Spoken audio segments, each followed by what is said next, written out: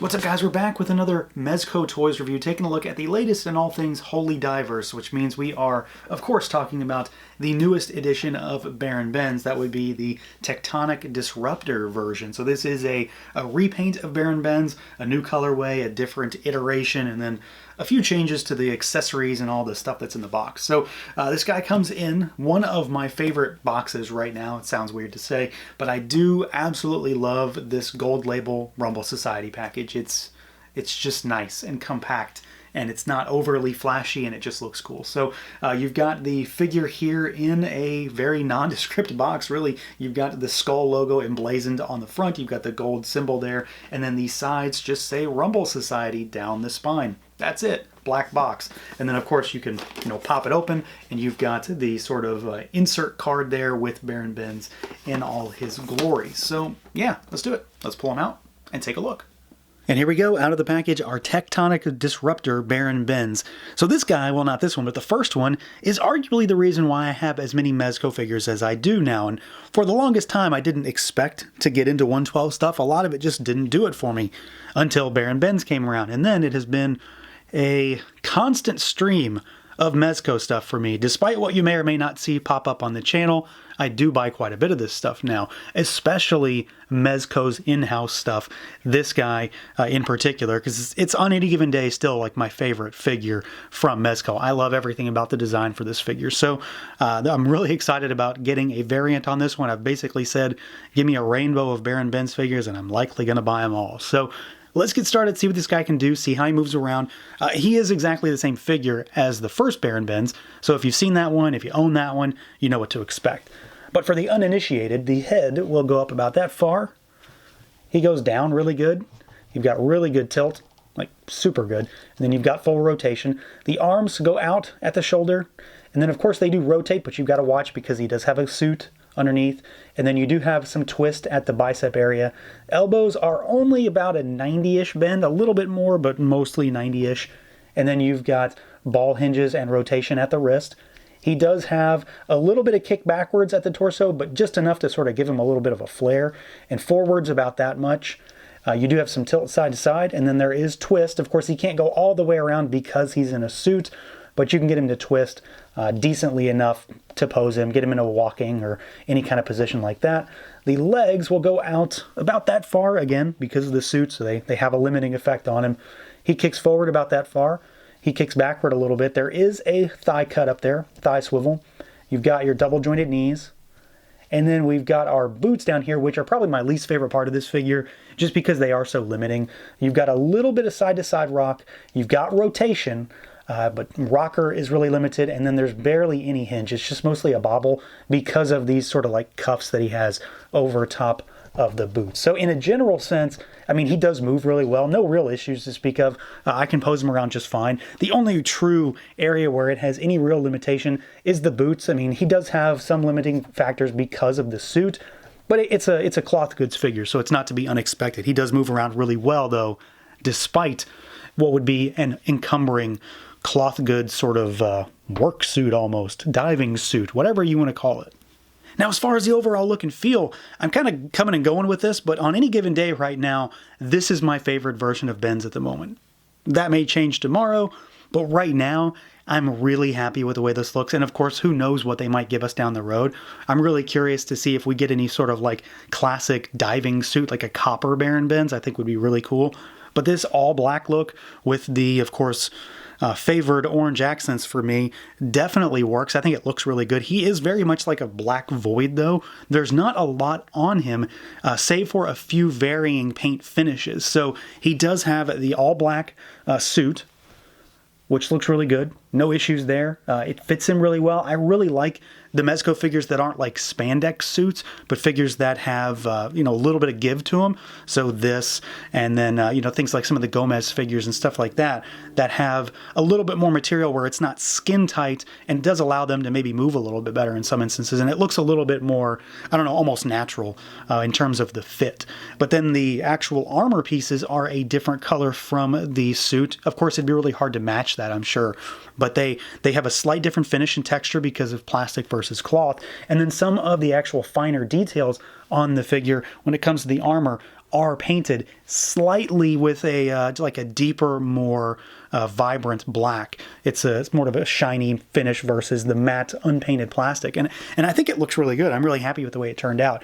I do, just in a general sense though, really like Baron Bend's design. It's a very Kirby aesthetic, especially the regular one. That blue color scheme just kind of exudes a Jack Kirby aesthetic, but all of the sort of bits and bobs and doodads all over his suit kind of gives like a New Gods aesthetic kind of thing to it, and it very much looks like something that would come from the mind of Jack Kirby. So I really like that. The head sculpt, this is still probably my favorite one. The more sort of tube head, I don't know what to call it really, but he's got the orange visor on there, and it does open like the first one did, so you can see Baron Bend's face in there, and he's a little bit of a different color this time around too. He's kind of like green almost, instead of like a bluish color in the last one. And then you've got the little painted inserts up here on the top, which I think are supposed to be like lights or something, but of course he's not a lit figure. But I just like him. That's really what it comes down to. I like him. Tubes or no tubes, because you have those tube accessories that we'll talk about here in a minute. And then here he is alongside the first one, since we have them both, so we can talk about both of them together. And I mean, they couldn't be more different in terms of color palette, and then at the same time they are still very much the same figure. This one does have a little bit more detail. There's more of a wash all over the figure in terms of some of the lighter and darker contrasting elements on the armor pieces, but it's still kind of a more basic figure when it comes to paint applications. There's not tons and tons. It's like a few hits and then it's a big wash. This guy though is very much devoid of a lot of paint hits and details, and I'm perfectly fine with that. Again, it makes him look like he's just going to crawl out of some sort of sunken volcanic crater, which I do really dig the overall idea and aesthetic behind this particular version. So still, again, like one of my favorite Mezco figures, but I really like this idea translated into this color scheme. I think he looks absolutely fantastic with the all black finish. Now, as far as accessories goes, this version of BENDS is really similar to the first version, but he's not exactly the same. So there are a few differences when it comes to what they include. Mostly it's just a few little additions and then one sort of change up in terms of design. So to start with, we've got all of the tubes that go on BENDS, and this is like the one thing that I don't normally use with him, because while I really like it, like from a design perspective, I feel like it's kind of impractical in many ways for a toy, because I mean, this adds just so much bulk to the figure that I don't really want to have all these things hanging off of him. But I do really like it, so it's kind of like it's like a give and take. So you've got those two long kind of metal conduits almost, and then we've got another set of smaller wires. So this is really just coated wire, honestly, but these fit into some of the smaller holes on the figure. And then you've got longer versions of those. So these are two more of the small ones, but they are longer than the other set. So you've got options if you like this kind of thing. Then you've got a way to display them with all this sort of wiring and sort of tubing that comes off of them, which is very much befitting of some sort of very omni-powerful diver dude. So you've got those options. We've got extra heads, of course. So we've got the sort of classic diving helmet on him in the box. And then you've got the sort of squid helmet here, which I wasn't really a fan of at first. I thought it was kind of cool, but it's grown on me. I really like this one, especially in the black and orange colorway. Kind of regret not getting a second one of these so I could display them both ways. But here we are. And then we've got some new stuff for BENDS. So we get actual unmasked portraits for this guy. So we see what he looks like under the mask. And you've got, just sort of a, very much looks like an old Norse dude, really is what it brings to mind. So you've got that sort of gray skin with the very sort of aquamarine color hair with a lot of white dry brushing on it to bring out detail. And then we've also got this one as well. So this is an actual, screaming, a battle head almost, or something like that. So you've got this one here, which I think is really cool. And of course, you can switch these in and out with the other BENDS as well. He didn't come with these, but you can, of course, use these on your original figure, no problem. So we've got those. We've got some extra hands. He doesn't come with a lot of hands. You've got fists on him in the box, and then you've got a set of open palm style pose hands. So just splayed fingers. And then we've got a set of gripping hands. That's it. He's only got 6 hands total, which, again, I don't really think I'm missing any, but it is not the largest assortment of them. And then we've got weaponry. So he's got his Omniglaive here, which I really love this thing. It's a really cool looking weapon in general, but I like this colorway. So you've got a silver handle this time around. So you've got this, of course, in comparison to the blue one that he had with the first release. So here is that for comparison's sake. So you've got the new one and the original one. So a silver and orange, and then you've got blue and yellow on the first. Still a translucent blade though, which I really do like. And then we've got his, of course, you've got his sort of anchor, his hook over here as well. So you've got a real metal chain, and then you've got the hook weapon, the anchor weapon that he can use to capture his enemies or pull in some treasure or whatever he's doing. And then, of course, this is different in color from the other one. The other one was gold. This one is black and orange to match the new color scheme. He does also have this. He's got like a bola net, which I think is really cool. I guess this is probably the same kind of net we got with White Skull Agent, whoever came with one recently. I can't keep track anymore sometimes, but these are actually like weighted balls on the end of them though, to keep things like down, which makes sense. You know, in a aquatic scenario, you need something to keep this net down, keep something on the surface of the ocean. So like the ocean floor, which is pretty cool. I like the idea behind that and the thought process behind that, at least. So you've got that as far as weaponry. And then he also has his AQUATICONS. So we get 4 more of these guys, and they come on a new stand this time around. This thing is pretty good. I think I like this design and idea better than the first one, because this is supposed to mimic like a volcanic plume rising out of the ocean. So you've got black to orange to red, so a very lava burst theme. They do sit on it kind of precariously for me, and I had issues with the first one too.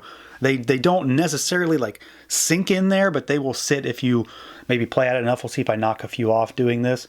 But you've got 4 of these little guys. So you've got the like anglerfish robot dudes with the translucent fins. You've got black body, and then they do have a little bit of articulation. The mouth will move on them. I really do like these things. I mean, it again plays up the whole aquatic theme, the holy diver aspect of Baron Bends himself. And then last but certainly not least, you do have your stand, and then the arm attachment as well. I really dig these Mezco stands. I don't tend to use them because they have such a big footprint, but I love them just for the artwork's sake. They do look really nice with the figure posed on them. So he comes with a lot of stuff. The only thing he really doesn't have a lot of is hands, but again, I don't think you're really missing anything there. Otherwise, this is a very much jam-packed set. There's a lot of cool stuff in this box. So big surprise, this is a really solid figure, right? He is basically, on any given day, again, like my favorite Mezco figure. I really, really love the design for Baron Bends. I love that original figure, all the stuff he came with. He moves really well, but put him in this black and orange color scheme, and I mean, it just ratchets up the cool factor for me just enough to kind of edge out that original one. He still comes with all the same cool stuff. I dig this color scheme though, and that's really what pushes him up. He just looks cooler to me. Otherwise, it's still the same solid figure that we had the first time around. And yeah, it's just nice to get a variant on that figure. Normally I wouldn't say that, but I do like this figure enough that I want to see this guy used in other ways. Give us more of the holy divers, whatever they got to do, so we can have some more guys go up against all the Krig that they're throwing at us now. So yeah, that's going to do it for this look at the Mezco 112 Collective Tectonic Disruptor Baron Bends. Let me know what you guys think. Feel free to like, comment, subscribe, and share, and until next time.